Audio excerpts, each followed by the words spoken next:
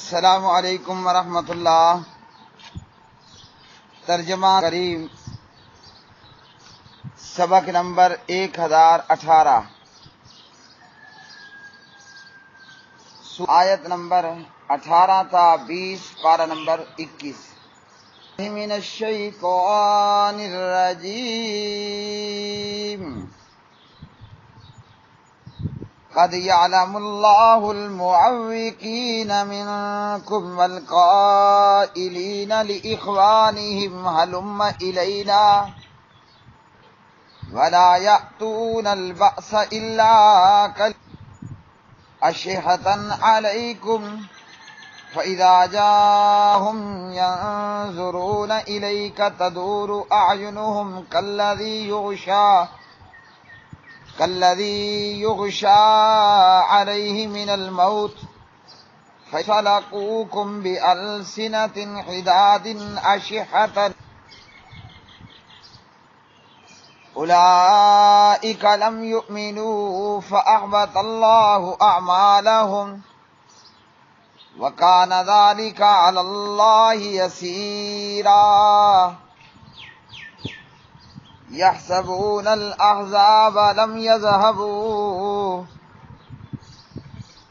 وإن يأتي الأحزاب يودوا لو أنهم بادون في الأعراب يسألون عن أنبائكم ولو كانوا فيكم ما قاتلوا إلا قليلا۔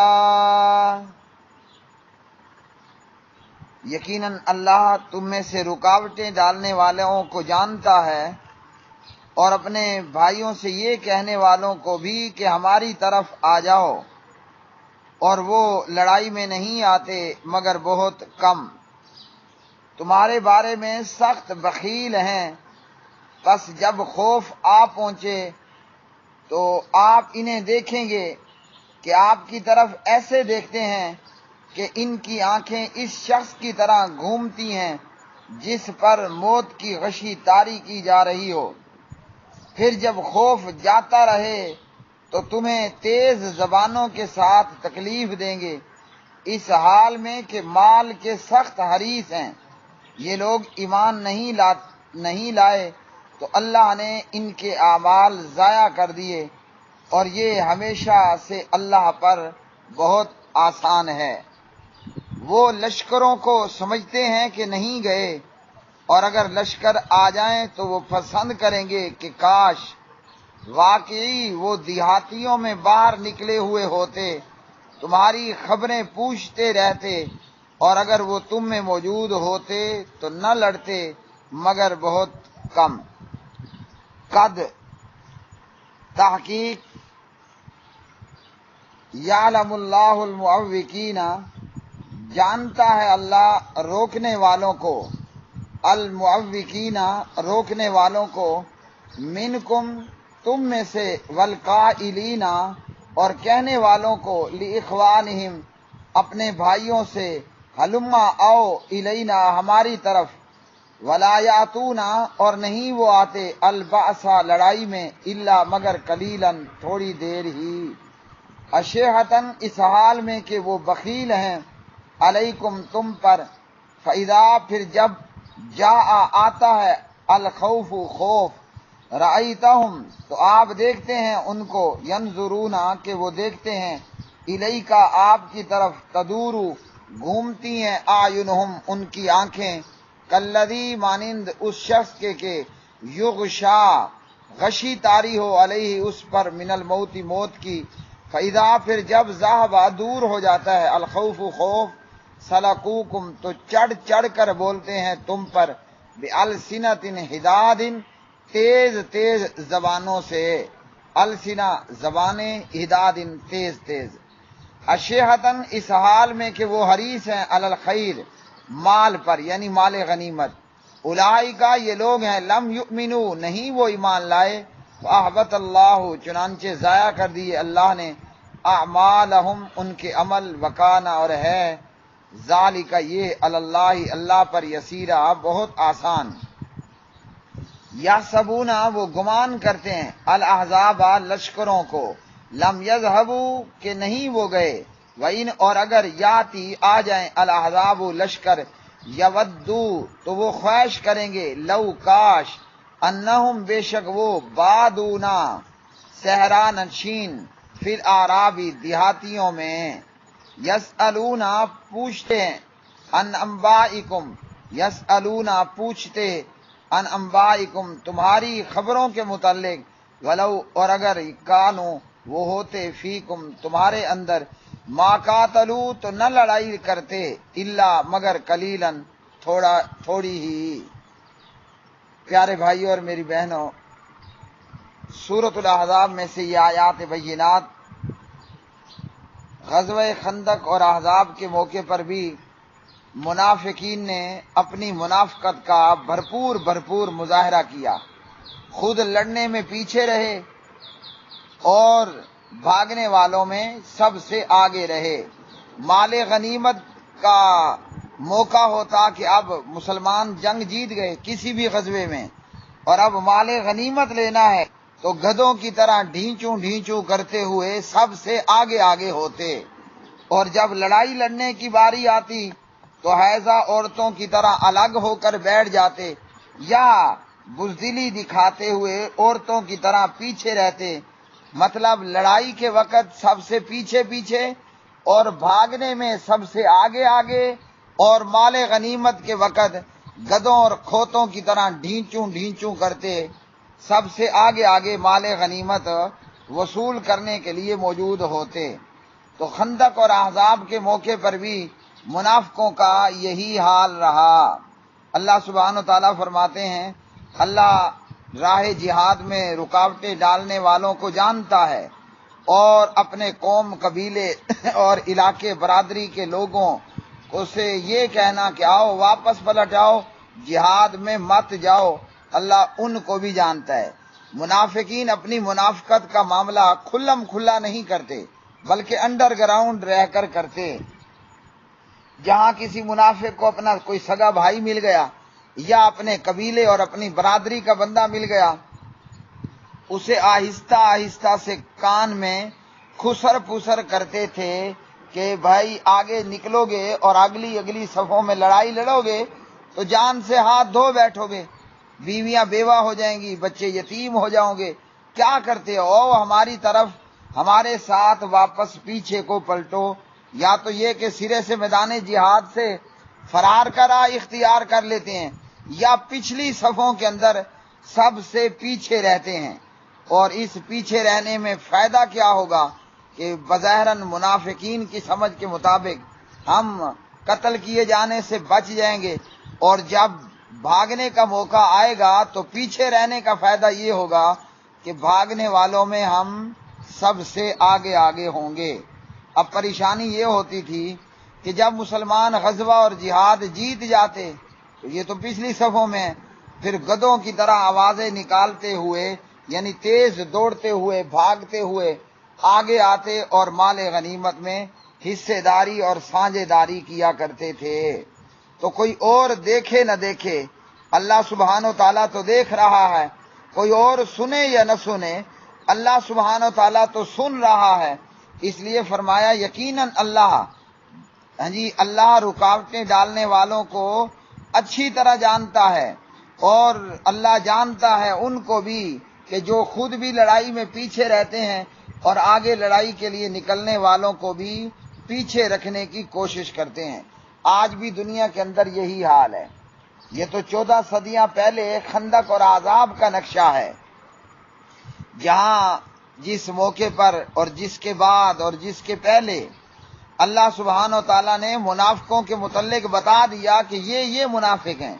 آج کی اس تاریخ کے اندر ہم کسی کے اوپر منافق ہونے کا فتویٰ نہیں لگا سکتے، وہ دل کا معاملہ اللہ سبحانہ و تعالیٰ جانتا ہے، لیکن منافقانہ علامات ضرور جو ہیں وہ پائی جاتی ہیں، اور ان سے ہم اندازہ لگا سکتے ہیں کہ بندہ کس قبیلے کا انسان ہے۔ مثال کے طور پر کھانے اور پینے کا معاملہ ہو، مال ہڑپنے کا معاملہ ہو، فنڈ لینے کا معاملہ ہو، صدقہ خیرات لینے کا معاملہ ہو، کچھ کھانے پینے کا معاملہ ہو، تو یہ سب سے آگے ہوں گے۔ اور جہاں کھانا اور پینا ملے گا وہ اگر میلوں دور ہے تو یہ پہنچ جائے گا، اور جہاں پر معاملہ سچائی اور صداقت اور عدالت کا ہوگا، حقیقت کا معاملہ ہوگا، تو وہ چراغ تلے اندھیرا ہوگا، بغل میں ہی اندھیرا ہے، اپنی آنکھ نیچے اندھیرا ہوگا۔ اور جہاں کھانے اور پینے کو ملے بھلے وہ میلوں دور ہو، وہاں یہ مجاہد پہنچ جاتے ہیں۔ اور جہاں قربانی دینے کا اور جہاں پر صداقت کا معاملہ ہو، ایمان کی یقینی کا معاملہ ہو، وہاں یہ دور دور تک نظر نہیں آتے۔ جیسے حدیث میں نبی پاک صلی اللہ علیہ وسلم نے فرمایا کہ منافق کی 3 نشانیاں ہیں، اور ایک نشانی اور بھی بتائی ساتھ، 4 پوری کر دیں۔ اذا حدث کذب، بات کرتا ہے تو جھوٹ بولتا ہے، وَإِذَا وَعَدَ أَخْلَفَ، وعدہ کرتا ہے تو خلاف ورزی کرتا ہے، وَإِذَا اؤْتُمِنَ خَانَ، امانت دیا جاتا ہے تو خیانت کرتا ہے، اور جب جھگڑا کرے کسی سے تو اس میں پھر گالم گلوچ کرتا ہے۔ یہ نشانیاں۔ اسی طرح قرآن مجید میں موجود نشانیاں کہ منافق نماز سے پیچھے رہتا ہے، لیٹ کر کے نماز پڑھتا ہے، دیر سے نماز کے لیے آتا ہے، آخری رکعتوں میں آ کر شامل ہونے والا ہوتا ہے۔ اور نبی پاک علیہ السلام کے دور میں منافقین کا یہ حال بھی تھا، قاموا کسالی یراؤن الناس ولا یذکرون اللہ الا قلیلا، نماز کے لیے دیر سے نکلتے اور پھر سست نکلتے، بے دلی اور بے رخی کے ساتھ نماز پڑھتے، اللہ کا ذکر برائے نام ہوتا، لوگوں کو دکھلاوا وہ عام ہی عام ہوا کرتا تھا۔ یہ نشانیاں۔ اور اب یہ غزوہ خندق یا کوئی بھی جہاد نبی پاک علیہ السلام کے دور میں ہوا، وہاں پر منافقوں کا کیا کردار؟ لڑنے والوں میں سب سے پیچھے پیچھے۔ استاد محترم حضرت حافظ عبدالسلام بن محمد حافظہ اللہ بہت پیاری اور خوبصورت بات کہی، شاید کہ کسی اور نے یہ بات لکھی ہو، لڑنے والوں میں سب سے پیچھے پیچھے، بھاگنے والوں میں سب سے آگے آگے، اور مال غنیمت لینے کے لیے گدھوں کی طرح ڈھینچوں ڈھینچوں کرتے ہوئے سب سے آگے آگے۔ آج بھی لوگوں کا یہ حال ہے، آج بھی لوگوں کا یہ حال ہے۔ اب حقیقت اللہ ہی جانتا ہے کہ کون پکا خالص منافق ہے اور کس کے اندر منافقانہ علامات ہیں۔ منافقانہ علامات ہوں تب بھی معاملہ بربادی کا ہے، اور اگر خالصتاً پیور منافق ہے تب بھی معاملہ بربادی کا ہے۔ منافقوں کو اللہ نے کیا سزا دی، آگے کی آیات میں ہم دیکھتے ہیں۔ فرمایا کہ تمہارے بارے میں یہ منافق سخت بخیل ہیں، جب جنگ اور جہاد کی باری آتی ہے تو ان کی حالت ایسی ہو جاتی ہے کہ جیسے ملک الموت ان کے سر پر آ گیا، موت کی غشی ان پہ طاری ہو جائے، اور جب جنگ کی حالت دور ہو جاتی ہے تو پھر یہ تیز تیز زبانوں کے ساتھ بات کرنا شروع کر دیں گے۔ مثال کے طور پر جیسے شاعر مشرق نے کہا، اقبال بڑا ابدیشک کہ شاعر مشرق نے کہا کہ اقبال بڑا ابدیشک